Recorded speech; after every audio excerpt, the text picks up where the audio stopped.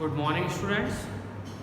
As you know, in last class we have discussed about chapter number 5, organizing. We have discussed about organizing process, and then we have discussed about importance of organizing and organizational structure, basic like its definition and its importance. In today's class, we are starting a new topic which name is types of organizational structure. This topic is a part of organizational structure. Organizational structures are classified into two parts.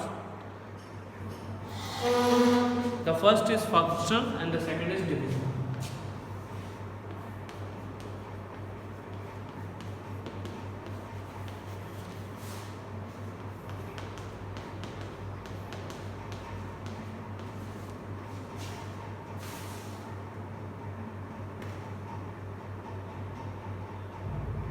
ठीक है, the functional and divisional structure.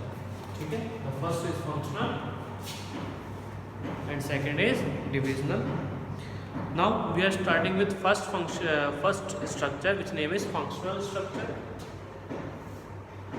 Basic सा मतलब है, ठीक है, हम लोग समझते हैं, ध्यान से समझना कि if an organisation is producing only a single line product or a single type of product, then it classifies the employees on the basis of their functions and group them in a single department or a department. It is called functional structure. When the activities or jobs are grouped keeping in mind the functions or the job, then it is called functional structure. कि जब हम employees को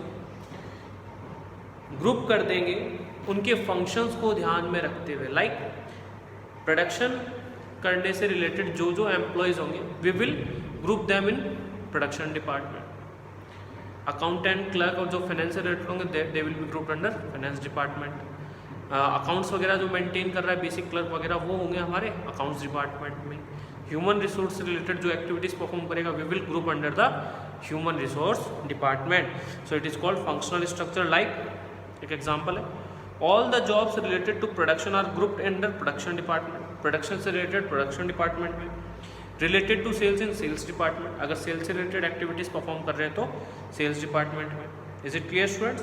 so simple सा है, ठीक है, कि जब हम ग्रुप कर देंगे सिमिलर वर्क वालों को तो उसी को हम कहेंगे functional department. Then now the advantages of functional department.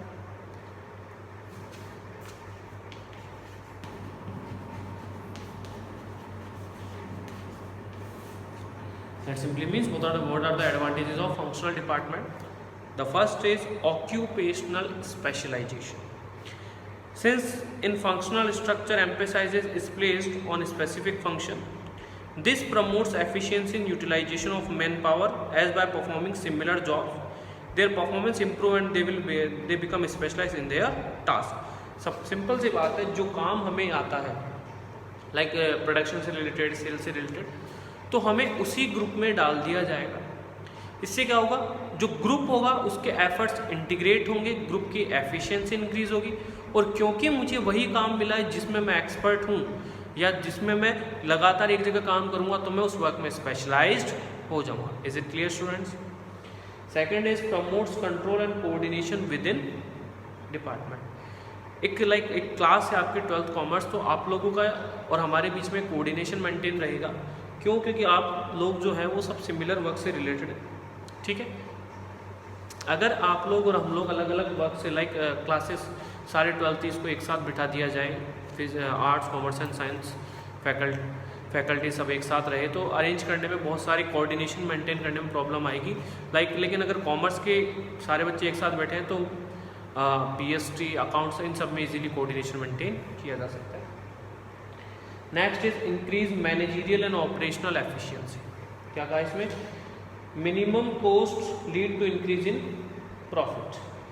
ध्यान से समझना, क्योंकि सारे डिपार्टमेंट में, पूरे डिपार्टमेंट में एक ही तरह के काम करने वाले लोग हैं, तो इससे क्या होगा, इजीली कंट्रोल कर सकते हैं, इजीली स्टैंडर्ड सेट कर सकते हैं, इजीली वर्क अलॉट कर सकते हैं, मिनिमम कॉस्ट पर मैक्सिमम प्रॉफिट अर्न कर सकते हैं. It leads to minimisation of duplication of effort. एक सिंगल लीडर होगा, सारे एम्प्लॉयज़ उसकी नज़र में होंगे जो सिमिलर वर्क कर रहे होंगे, तो किस पर्सन को क्या जॉब दे रखी है बिल्कुल क्लैरिफाई होगा, इससे डुप्लीकेशन ऑफ वर्क भी नहीं होगा। ईजी एंड इफेक्टिव ट्रेनिंग होगी, ठीक है, क्योंकि आपके डिपार्टमेंट में केवल आपके तरह ही लोग होंगे, तो ईजीली ट्रेनिंग देना, और जितना ट्रेन पर्सन होगा उतनी उसकी स्किल्स भी अच्छी होगी, प्रोडक्टिविटी इंक्रीज होती है। Due attention in different function, और उसके आप अलग अलग कामों पर इजीली ध्यान दे सकते हैं। Is it clear students? So these are the advantages of organization, functional organization structure. Now we are discussing about disadvantages.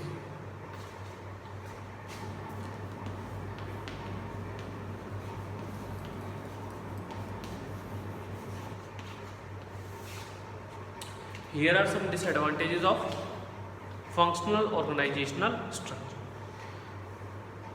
The first is place less important to overall objective of organization. ध्यान से समझना, कितना भी हम कोशिश कर लें, employ will work for their individual interest और their max to max their departmental interest. That means कि वो ज़्यादा से ज़्यादा किसके लिए, हम लोग एग्जाम्पल कितने भी सेट कर दें, कुछ एम्प्लॉयज़ होते हैं जो केवल अपने इंडिविजुअल इंटरेस्ट को, और अगर नहीं तो ज़्यादा से ज़्यादा किसके, डिपार्टमेंट के इंटरेस्ट को प्रेफरेंस देते हैं। उन्हें मतलब ही नहीं होता कि ऑर्गेनाइजेशनल इंटरेस्ट का क्या मतलब है। दैट मीन्स अदर डिपार्टमेंट को कोऑपरेट करना, ग्रुप उनके साथ मिलकर काम करना, इस तरह की वो काम नहीं करते हैं। वो केवल अपने डिपार्टमेंट से या जो वर्क दिया जा रहा है उससे रिलेटेड वर्क करके अपनी जिम्मेदारी से फ्री होना पसंद करते हैं। Next is problem of coordination. ध्यान से समझना कि प्रोडक्शन डिपार्टमेंट को रिपोर्ट चाहिए मार्केटिंग डिपार्टमेंट से कि इस साल कितनी डिमांड आई है, कितना प्रोडक्शन करना है। If the marketing department do not provide such information on time, then production department cannot start the production at right time. This will reduce the productivity of an organization. Is it clear? एक simple सी बात की गई है कि अगर inter departments coordination नहीं होंगे तो ऑर्गेनाइजेशन को रिस्क जो लॉस है वो उठाना पड़ेगा। एक सिंपल सी बात है कि कोऑर्डिनेशन के लिए लोग क्या करते हैं, केवल अपने डिपार्टमेंट को प्रेफरेंस देते हैं, दूसरे डिपार्टमेंट्स को प्रेफरेंस नहीं देंगे। The next disadvantage is inflexibility. That means कि फंक्शनल स्ट्रक्चर में जिस एम्प्लॉय को जिस डिपार्टमेंट में रखा है वो उसी सेक्टर में स्पेशलाइज होता है। That means inter department transfers नहीं हो सकते, इनफ्लेक्सिबिलिटी होती है ऑर्गेनाइजेशन स्ट्रक्चर में। The next is conflict of interest, क्योंकि एम्प्लॉयज़ जो हैं वो अपने डिपार्टमेंट को प्रेफरेंस देते हैं, दूसरों से मतलब नहीं होता, इससे दूसरे डिपार्टमेंट्स के कॉन्फ्लिक्ट अराइज हो सकते हैं। ठीक है, मैंने अभी एग्जांपल दिया था, प्रोडक्शन डिपार्टमेंट प्रोडक्शन नहीं कर पाया मार्केटिंग डिपार्टमेंट की लेट इन्फॉर्मेशन प्रोवाइड करने की वजह से, तो इसका वो ब्लेम दूसरों पर डाल देंगे। ठीक है, डिफ़िकल्ट टू फिक्स अकाउंटेबिलिटी जैसे कि प्रोडक्शन डिपार्टमेंट मार्केटिंग डिपार्टमेंट पे कर देगा, मार्केटिंग डिपार्टमेंट सर्वेयर पर कर देगा, तो कुल मिलाकर कोऑर्डिनेशन मेंटेन नहीं होगा। तो अकाउंटेबिलिटी दैट मीन्स रेस्पॉन्सिबिलिटी हम फिक्स नहीं कर सकते कि पर्टिकुलर कौन सा पर्सन जिम्मेदार है इस वर्क के नहीं होने के लिए। Is it clear students? Simple सा है। So these are the advantages and disadvantages. Now we are discussing about suitability, कि किस तरह के ऑर्गेनाइजेशन के लिए फंक्शनल स्ट्रक्चर सूटेबल होगा। The first is division of work as per functions, कि अगर आप फंक्शंस के बेसिस पर एम्प्लॉयज़ के वर्क को डिवाइड करना चाहते हैं, then it is this format is suitable. Specialisation in every function, if you want to specialisation of employees in every function, then you can implement functional structure, grouping of similar nature of job, and last uniproduct or single or one type of product, as we discussed from the starting of the topic. That means कि अगर हमारे यहाँ एक single line product है तो फिर हमें हमारे लिए जो सूटेबल होगा वो यही होगा जिसका नाम होगा क्या, functional organisation structure. Is it clear students? First part अपना कंप्लीट हो गया। The second is divisional structure.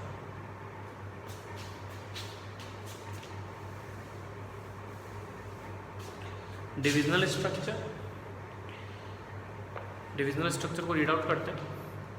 When the organisation is large in size and is producing more than one type of product, कि जब organisation size में बहुत बड़ी है, size मतलब प्रोडक्टिविटी, नंबर ऑफ कस्टमर्स ज़्यादा है, और producing more than one type of product, या एक से ज़्यादा प्रोडक्ट प्रोवाइड कर रहे हैं, प्रोड्यूस कर रहे हैं, then activities related to one products are group under one department. तो एक प्रोडक्ट से रिलेटेड एक्टिविटी को हम एक डिपार्टमेंट में ग्रुप कर देंगे, इसी को हमने कहेंगे डिविजनल स्ट्रक्चर। ठीक है, लाइक रिलायंस इंडस्ट्रीज़ की हम बात कर रहे हैं। ठीक है, रिलायंस इंडस्ट्रीज़ के बहुत सारे डिविजन्स हैं, लाइक रिलायंस कम्युनिकेशन भी है, रिलायंस पावर भी है, रिलायंस फ्रेश भी है। ठीक है, बहुत सारी ब्रांचेज हैं, तो ये इसके लिए डिविजनल स्ट्रक्चर जो है वो सबसे सूटेबल होगा। Is it clear? Now the advantages of divisional structure, क्या एडवांटेज होगी एक ऑर्गेनाइजेशन को अगर वो डिविजनल स्ट्रक्चर इम्प्लीमेंट करते? The first is product specialisation. ध्यान से समझना, फंक्शनल इसमें बेसिक डिफरेंस है।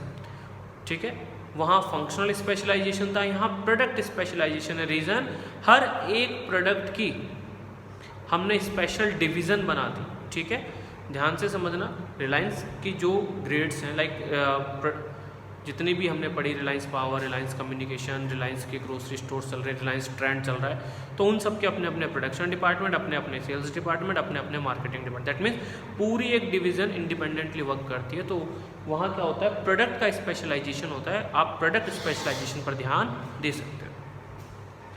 All the activities related to one type of product are grouped under one department only which bring integration and coordination in the activities, और इसी की वजह से कोऑर्डिनेशन इंटीग्रेशन होता है एक्टिविटीज़ का। Next is fast decision making. As we discuss कि एक सिंगल लाइन के प्रोडक्ट के लिए एक अलग डिवीज़न बना दी जाएगी। दैट मीन्स कि अगर उस लाइन के प्रोडक्ट से कोई भी डिसीजन लेना है तो managers can take decisions easily, fast decisions हो सकते हैं। Decisions are taken much faster in divisional structure because there is no dependence on other departments for taking decision. Like अगर हम लोग ये divisions divide नहीं करेंगे, more than one type product होंगे, तो in this case वही सारा बर्डन टॉप लेवल मैनेजर्स के पास, बहुत सारा बर्डन होगा, जिसकी वजह से अगर हमने रिक्वेस्ट की किसी डिसीजन के लिए तो टाइम लग सकता है। बट क्योंकि हमने डिवीज़न ही सेपरेट कर दी तो we can take decisions ourselves, जिससे फास्ट डिसीजंस होंगे और हम अपॉर्चुनिटी ग्रैब कर सकते हैं। The next is accountability. Like अगर किसी डिवीज़न का पर्टिकुलर डिवीज़न लॉस में जा रही है तो हम उसे ब्लेम कर सकते हैं, उसे अकाउंटेबल कर सकते हैं उस चीज़ के लिए कि you are the only person who is responsible for this. Like अगर ग्रुप में है तो हम प्रॉपर डिवीज़न नहीं है तो पता ही नहीं चलेगा कि कौन सी डिवीज़न मतलब हमारी वीक चल रही है, कौन से स्ट्रॉन्ग चल रही है, हम कोई अकाउंटेबिलिटी फिक्स नहीं कर सकते। लेकिन अगर हम डिविजन्स डिवाइड कर देते हैं पर्टिकुलर प्रोडक्ट्स के लिए तो इट में help in setting of accountability हम सेट कर सकते हैं। The next advantage is